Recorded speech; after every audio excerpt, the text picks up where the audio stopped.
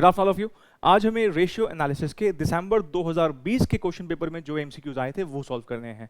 पिछले वीडियो में हमने दिसंबर 2019 के क्वेश्चन सॉल्व किए थे और जैसे कि मैंने आपको कहा था मैंने चैनल पर प्लेलिस्ट बना दी है एग्जाम एमसीक्यूज के नाम से। तो अगर आपने पिछला वाला वीडियो नहीं देखा है तो वहां से आप वो भी देख सकते हैं। आने वाली और भी वीडियोज हम उसी प्लेलिस्ट में ऐड करते जाएंगे, तो आप चैनल भी सब्सक्राइब कर लेंगे तो आपको आगे की नोटिफिकेशन भी मिलती जाएंगी।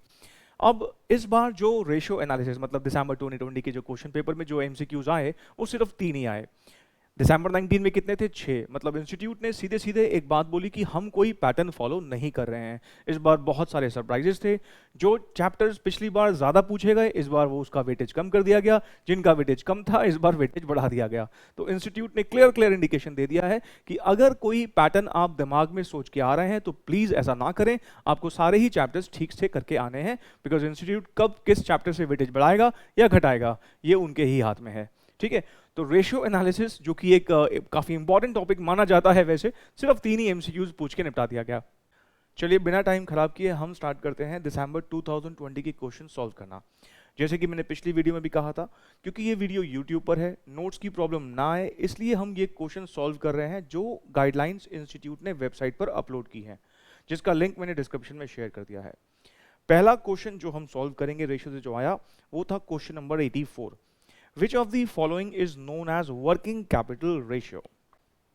अब जैसे कि हम सब जानते हैं वर्किंग कैपिटल में बेसिकली 2 कंपोनेंट्स होते हैं। वर्किंग कैपिटल का फॉर्मूला क्या होता है? Current assets minus current liabilities. मतलब वर्किंग कैपिटल के 2 components current assets and current liabilities. और इन 4 ऑप्शन में से ऐसी कौन सी रेशियो है जिसके यही 2 कंपोनेंट्स होते हैं? Of course current ratio. Current ratio का भी फॉर्मूला क्या होता है? Current assets upon current liabilities. तो यहाँ पर सही आंसर क्या है? बहुत ईजी क्वेश्चन आया था ये। Current ratio is the correct answer. Next question जो रेशियो से आया वो था question number 86। From the following information calculate net profit ratio. सबसे पहले मुझे बताइए नेट प्रॉफिट रेशियो का फॉर्मूला क्या होता है? नेट प्रॉफिट रेशियो निकलता है net profit upon sales into 100 करके। मतलब हमें इस रेशियो को कंप्यूट करने के लिए 2 चीजें चाहिए, एक नेट प्रॉफिट और दूसरा सेल्स। अब सेल्स तो इस क्वेश्चन में दे रखी है, इसका मतलब मेनली हमें यहाँ पे क्या कैलकुलेट करना है? Net profit. क्वेश्चन नंबर 86, हमें इस क्वेश्चन में ग्रॉस प्रॉफिट जो है कॉस्ट के कॉन्टेक्स्ट में दे रखा है। और अगर आपको याद हो पिछले वीडियो में जब हमने दिसंबर 19 के क्वेश्चन सॉल्व किए थे वहां पर भी एक क्वेश्चन में जीपी कॉस्ट के कॉन्टेक्स्ट में था और मैंने आपके साथ वहां पर एक शॉर्टकट डिस्कस किया था। इस शॉर्टकट के अकॉर्डिंगली हम यहां पर लिख सकते हैं 1/4 of cost is equals to 1/5 of sales. ऐसा क्यों? क्योंकि 4 रुपए की कॉस्ट पे 1 रुपया कमाना मतलब ये कि हमारा सेलिंग प्राइस 5 रुपए का हो गया। 4 रुपए की कॉस्ट, 1 रुपए का प्रॉफिट, सेलिंग प्राइस 5 रुपए। तो 4 रुपए की कॉस्ट पे 1 रुपया कमाना या 5 रुपए के सेलिंग प्राइस पे 1 रुपया कमाना, ये दोनों बातें एक ही मतलब कन्वे करती हैं। क्योंकि हमें इस क्वेश्चन में कॉस्ट नहीं दे रखी इसलिए हमें इसको सेलिंग प्राइस के कॉन्टेक्स्ट में बदलना पड़ेगा, क्योंकि हमें सेल्स दे रखी है। तो 2 लाख रुपए का 1/5।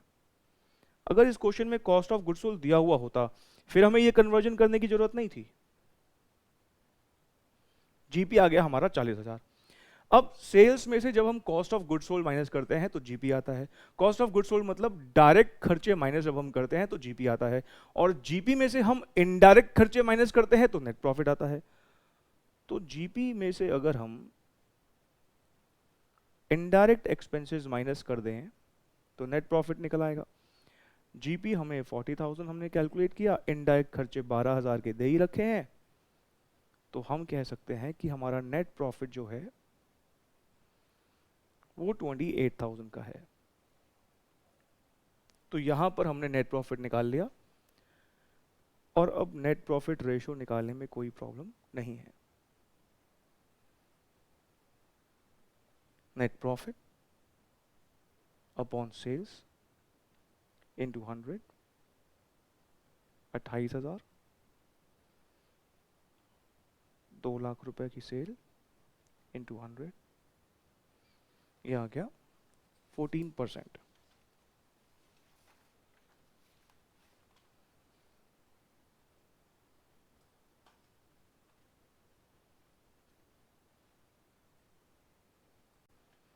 तो इसका सही ऑप्शन क्या होगा?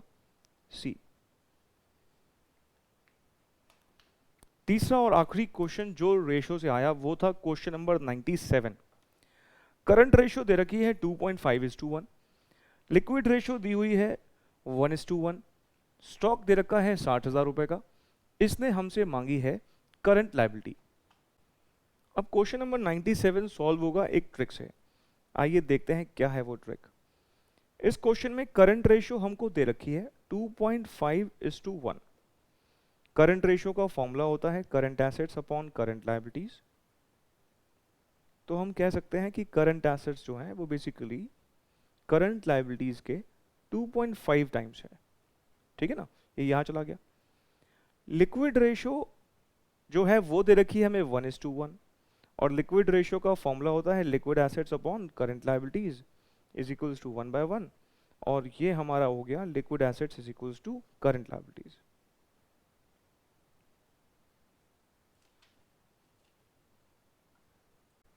अब मदद लेनी है हमें यहां पर स्टॉक की। आप भी जानते हैं कि करंट एसेट्स और लिक्विड एसेट्स में दो एसेट्स का फर्क होता है। मतलब अगर हम करंट एसेट्स में से दो एसेट्स बाहर कर दें, स्टॉक और प्रीपेड एक्सपेंसेस, तो हम बोलते हैं बचे हुए एसेट्स जो हैं वो लिक्विड एसेट्स हैं। अब यहाँ पर प्रीपेड एक्सपेंसेस की तो इन्फॉर्मेशन है नहीं, तो ऐसे क्वेश्चंस जहां पर प्रीपेड एक्सपेंसेस की इन्फॉर्मेशन ना हो तो उसको हम मान लेंगे कि वो जीरो है, निल है।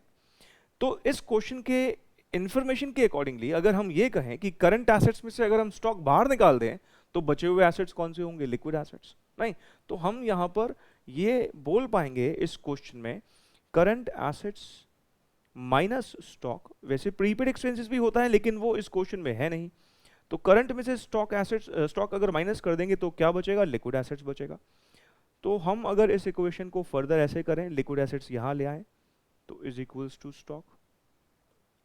अब ये करंट एसेट्स की जगह अगर हम ये 2.5 CL पुट कर दें